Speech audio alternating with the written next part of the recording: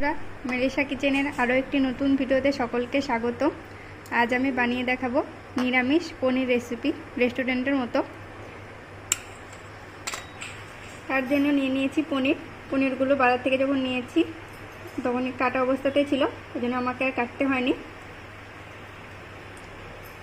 আর নিয়ে নিয়েছি গোটা গরম মশলা, এর ভিতরে আছে দারচিনি, লবঙ্গ, এলাচ, গোলমরিচ, একটা জয়িত্রী ফুল, আর নিয়ে নিয়েছি 6-7টা কাজু, আর মিক্সিং বলে নিয়ে নিয়েছি 2টো কাঁচা লঙ্কা, আদা, 2টো টমেটো। এগুলোকে পেস্ট করে নেব। টমেটো, কাঁচা লঙ্কা, আদাগুলোকে পেস্ট করে নেব। প্রথমে কড়াই গরম করে গোটা গরম মশলাগুলোকে ড্রাই রোস্ট করে নেব।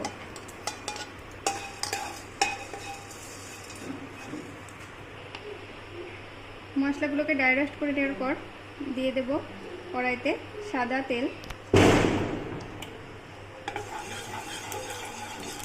তেল গরম হয়ে গেলে এর ভিতরে দিয়ে দেব আমি যে কাজুগুলো রেখেছিলাম, সেই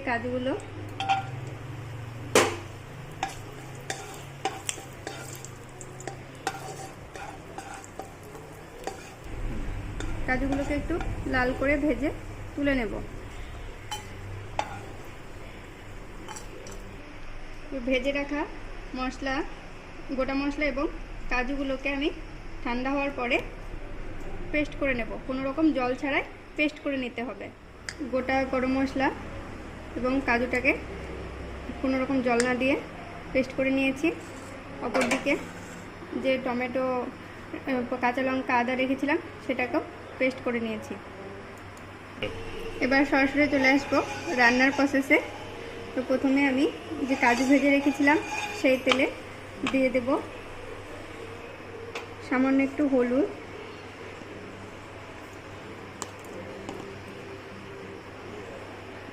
লবণ এবং সামান্য একটু কাশ্মীরি লঙ্কা গুঁড়ো।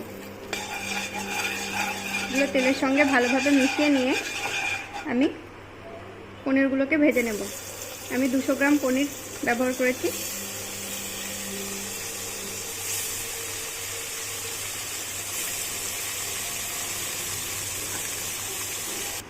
পনিরগুলো ভাজা হয়ে গেলে, অল্প বেশি ভাজার প্রয়োজন নেই, ভাজা হয়ে গেলে আমি নর্মাল জলের ভিতরে পনিরগুলোকে রেখে দেব। এর ফলে পনিরগুলো শক্ত হবে না, নরমই থাকবে।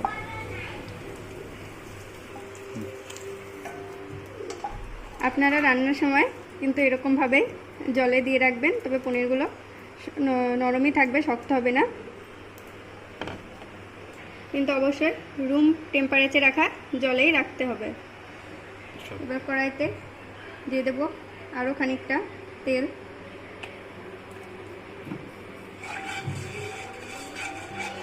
গরম হয়ে গেলে এতে দেব জিরে এবং মৌরি ফোড়ন।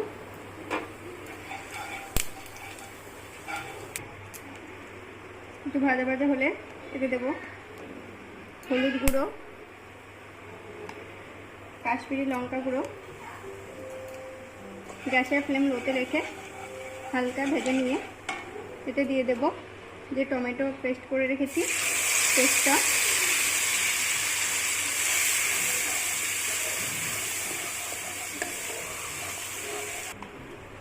এবার এতে দেব লবণ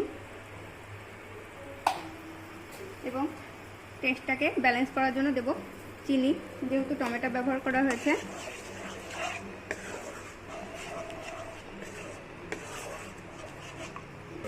মশলাটাকে কষিয়ে নেব যাতে আদা এবং টমেটোর কাঁচা গন্ধটা চলে যায়। একটু কষা হয়ে এলে এই প্রসেসে আমি দিয়ে দেব টক দই। এটা তো মশলার সঙ্গে ভালোভাবে মিশিয়ে কষিয়ে নেব।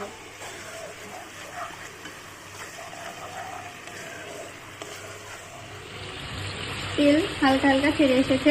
এবার আমি দিয়ে দেবো যে গুঁড়ো মশলাটা করে রেখেছিলাম, সেই গুঁড়ো মশলাটা একদম লো ফ্লেমে মশলাটাকে ভালো করে কষিয়ে নিতে হবে। যেহেতু কাজু দেওয়া আছে, এই কারণে লো ফ্লেমে না করলে নিচে ধরে যেতে পারে।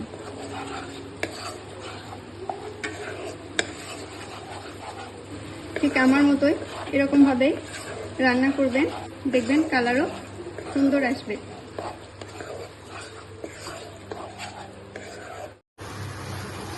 দেখুন আমার মশলা কষা হয়ে গেছে, মশলা থেকে তেল ছেড়ে দিয়েছে, আর দেখুন কালারটা কত সুন্দর এসেছে। এবার আমি এতে অ্যাড করব জল। আমি যে পনির ভিজিয়ে রেখেছিলাম যে জলে, আমি সেই জলটাই অ্যাড করেছি।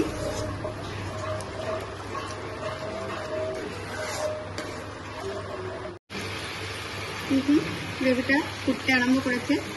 এবার আমি দিয়ে দেবো পনিরগুলোকে।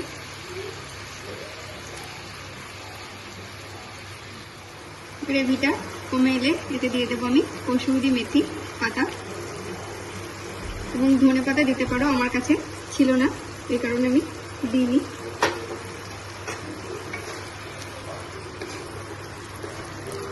একটু হালকা হাতে নেড়ে চেড়ে নামিয়ে দেবো।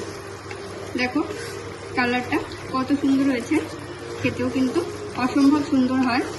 তোমরা বানিয়ে দেখে নিতে পারো।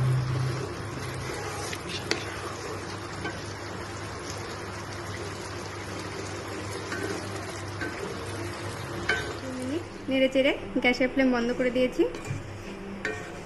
দেখতে পাচ্ছ কত সুন্দর হয়েছে। ভিডিওটি ভালো লাগলে লাইক, কমেন্ট, শেয়ার করো, সাবস্ক্রাইবও করে দিও। ভিডিওটি দেখার জন্য ধন্যবাদ।